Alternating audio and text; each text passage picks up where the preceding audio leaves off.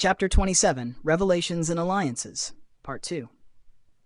The High Temple of Nature stood at the heart of Haliriel, its delicate wooden architecture bathed in the soft glow of saron trees outside. Inside, the air was thick with the fragrance of blooming flowers and the quiet hum of magical energy. The Elven Council had convened for hours, testing and scrutinizing, but now the moment of conclusion had arrived. Candice and Jarek, exhausted and wary, stood together outside the chamber, waiting for what came next. The interrogation had been a grueling ordeal. Candice had managed to keep her composure under the weight of the questions, but beneath the surface, she could feel the chaotic presence gnawing at her mind, a constant reminder of the forces at play she could not fully control. Her only solace was the fact that Lucas and Mina had endured the council's scrutiny just as much as she had, and they had emerged from it with their true identities confirmed. Inside the council chamber, the Queen of Elves had presided over the proceedings with a calm authority, her piercing green eyes observing every detail of the conversation. Now, as the session drew to a close, her gaze softened. She stood before the council, her regal presence commanding the room, and for the first time, a rare smile touched her lips, a smile that seemed more like a gesture of personal reflection than one of victory. "I ask for your forgiveness," the Queen began, her voice ringing with an unexpected warmth.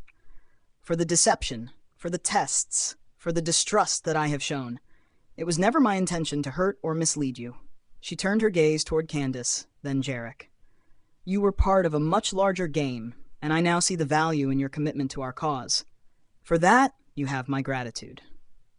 The words were a form of reconciliation, but the weight of the Queen's admission hung in the air. She continued, her tone shifting, becoming more somber. "The Children of Hybris have been confirmed through divination. There is no longer any doubt in my mind that Lucas and Mina are the ones the prophecy spoke of. We have watched over them for years, but the time for secrets has passed."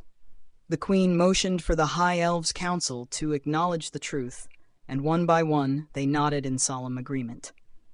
The air seemed to grow heavier with the implications of what was now known. Candice could feel a sense of release, but it was tempered by the knowledge that their journey was far from over. The Children of Hybris had been revealed, but with that revelation came a new set of challenges that none of them were fully prepared for. "In light of this confirmation," the Queen continued, her gaze sweeping across the room, "I have decided to grant you both a special permit to remain in Haliriel. You will stay here, under my protection, and you will work alongside Lucas and Mina as they navigate the path set before them. You have earned that much, at least." Candice and Jarek exchanged a brief glance, the tension between them momentarily broken. They had been granted a reprieve, a chance to stay in Haliriel, but the price of that was clear. They were now bound to Lucas and Mina, and whatever their future held, it would involve them. As the guards entered, they were ushered from the chamber, their brief audience with the council at an end. The Queen turned to Lucas and Mina as they remained standing, their fates entwined with the prophecy and the course of the world. The tension in the air seemed to shift, becoming more intimate. "I wish to speak with you both privately," the Queen said, her tone softer now, almost inviting. "There are matters we must discuss, matters that will require your full attention. We will arrange for individual talks in the coming days." As Candice and Jarek were escorted out, the door to the council chamber closed behind them with a soft thud. The two of them were left standing in the cool, quiet hall, their thoughts a whirl of confusion and relief. "I wonder what she wants with them," Jarek murmured, breaking the silence. His voice held a note of concern, but also curiosity. "She doesn't smile like that unless there's more going on than we know."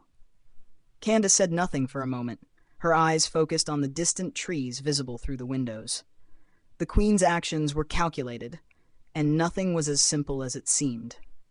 There was still so much they didn't know, so many questions about the prophecy, about Lucas and Mina, and about the role Ceylon had played in all of this. But for now, they were safe. They had been granted their place in Haliriel, and perhaps in time, they would learn more about what the Queen of Elves had in store. The High District of Haliriel was unlike anything the group had seen.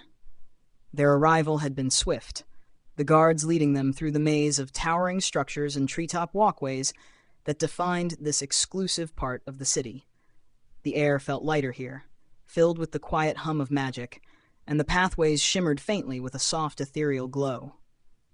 Their new home was nestled among the high towers, a residence that seemed too grand for travelers just passing through. The apartment was spacious, almost overwhelming in its beauty, with 6 large bedrooms, 2 expansive living rooms, and windows so wide that they felt like they were part of the sky. Everything here was wood, walls crafted from intricate timber, floors of smooth cedar, and beams of ancient oak that arched with graceful elegance. A crystal heater, powered by the mysterious Magitech battery Lucas had recovered during their encounter with the World Police drones, hummed quietly in the center of the main living area, glowing softly with a warm blue light. The group stood at the edge of the grand dining room, gazing out of the windows that opened onto the sprawling canopy of the great forest to the southwest. The view stretched for miles, the forest's deep green expanse seeming to vanish into the horizon, interrupted only by the faint outlines of other grand houses and towers further down the hill. The air smelled faintly of pine, of earth, and of something older, something untouched by time. The beauty of the scene was almost surreal, a stark contrast to the tension that filled the room. "Can we stay here forever?" Jarek asked, his tone light, though he knew the answer. His smile was weary, as if the sheer extravagance of the space had drained him of his usual bravado. He had seen much, but this was something different.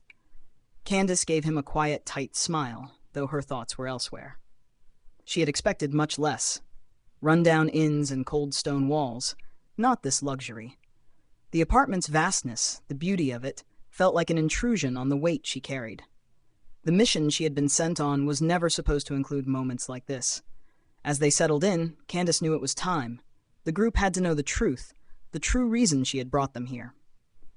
Her voice broke the silence, soft but firm. "There's something I haven't told you all," she began, her gaze flickering from Lucas to Mina. "I've been sent here to bring you both back to the Watcher." Mina's eyes narrowed slightly, her focus sharp, but she held her silence, letting Candice continue. Lucas, sensing the gravity in her words, felt the quiet hum of tension grow between them. Candice shifted, her hands folding together tightly. "I'm from the Nithari tribe," she said, her voice low.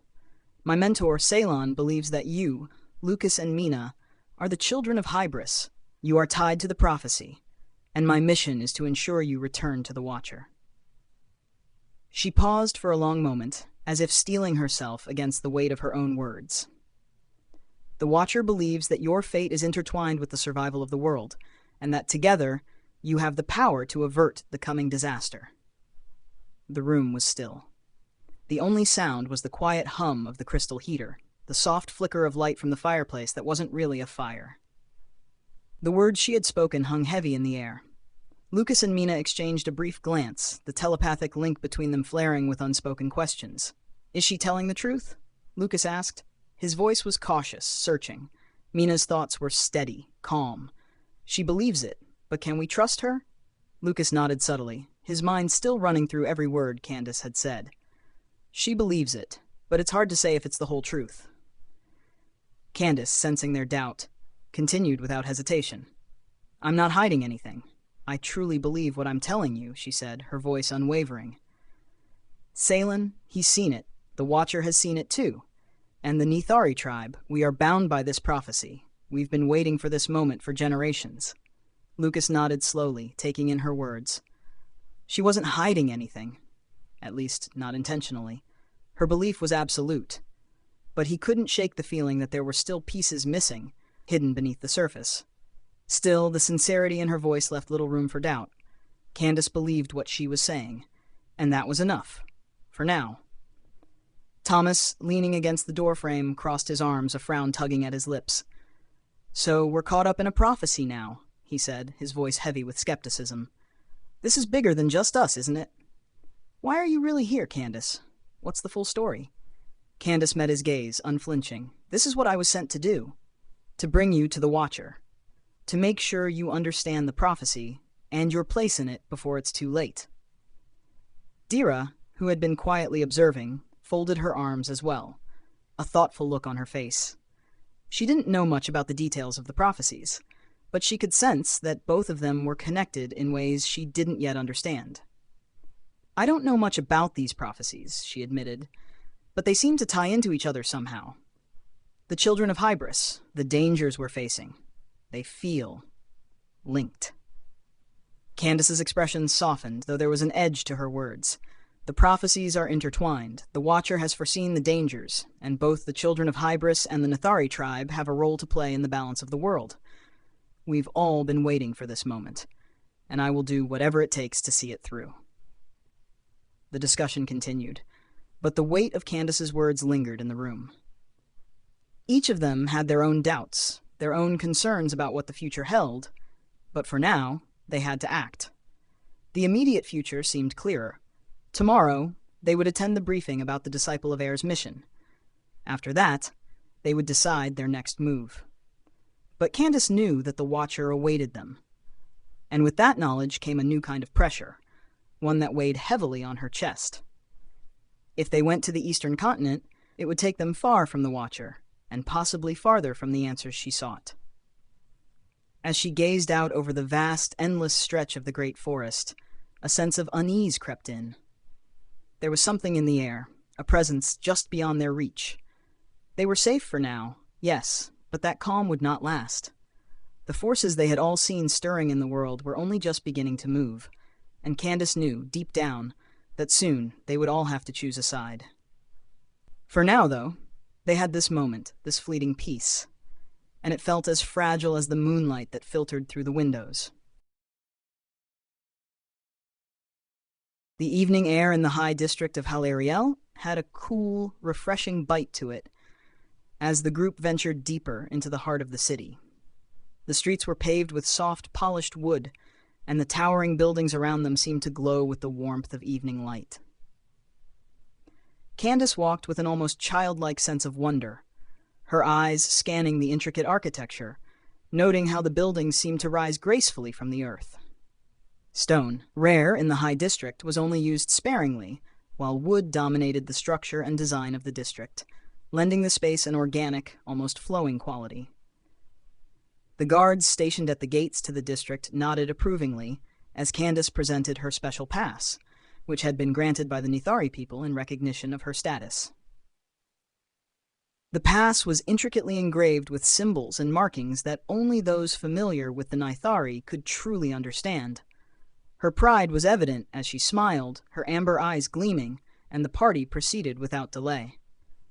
"I've never seen anything like this," Candice said, her voice filled with awe as she marveled at the surroundings.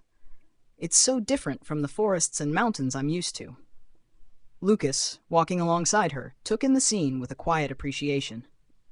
Despite his usual wariness, he found some peace in the bustling yet serene atmosphere of the High District. "It's nice," he said, his tone more thoughtful than enthusiastic, "but I'm not sure I'd call it home." Mina and Thomas, as ever, stayed close to the group, their sharp eyes ever watchful. Dira, ever the intellectual, observed the city with a more analytical gaze, noting the craftsmanship of the woodwork and the gentle hum of magic that seemed to suffuse the air. As they walked through the district, the lights from overhead lanterns began to flicker on, casting a soft glow over the cobblestone streets. The atmosphere, at least for a moment, felt detached from the weight of the world. A fleeting escape. Candice looked over at Lucas, her curiosity piqued by the subtle hum of energy that seemed to surround him. She'd seen glimpses of his powers, but the full extent of them was still unknown to her. "You've been quiet, Lucas," she began, tilting her head. "I've noticed your abilities. What can you do exactly?" Lucas glanced at her, his brow furrowing slightly as he considered how much to share. He'd grown used to the way people reacted when they learned of his powers, and he was still unsure of how much to trust Candice, but something about her genuine curiosity made him feel a little more at ease.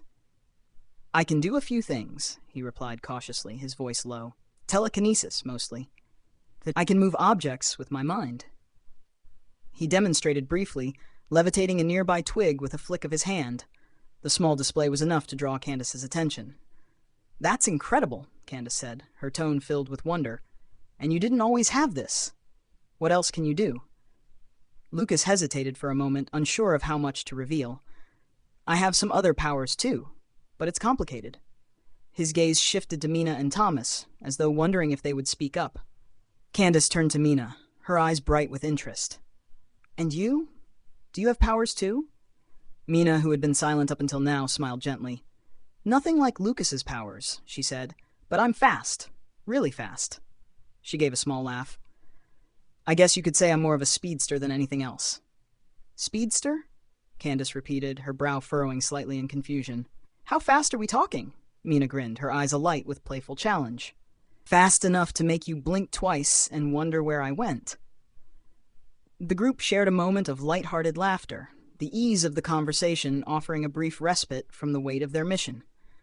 It was rare that they could talk about their abilities without the conversation turning to darker topics. Candice's curiosity and open nature felt like a breath of fresh air. And Thomas? Candice continued, now turning to their tallest companion. Do you have any powers? Thomas looked uncomfortable under her gaze, his expression serious. No, I don't. But I've trained in combat. My skills are more hands-on. He spoke plainly, offering no further explanation, and Candice nodded, sensing that this was not a topic he enjoyed discussing. The evening passed quietly as the group continued their exploration of the High District. Candice spoke more about her homeland and the Watcher, where the Nethari tribe resided, offering snippets of stories from her past and the trials she'd faced in her homeland. Jarek, ever the quiet guide, listened attentively, but his expression remained neutral, as if he were lost in his thoughts. There was an undeniable tension in the air, a reminder that this moment of connection was fleeting. As the conversation drifted to more personal matters, each member of the group sharing a little about their pasts, their hopes, and their fears, there was an undercurrent of something heavier. I've been thinking, Lucas said after a long pause, his voice quieter now, about the prophecy, and how none of us really know what we're supposed to do next. Mina nodded, her expression softening as she glanced at him. I think we all feel that way, but whatever happens, we have to stick together. We're stronger that way.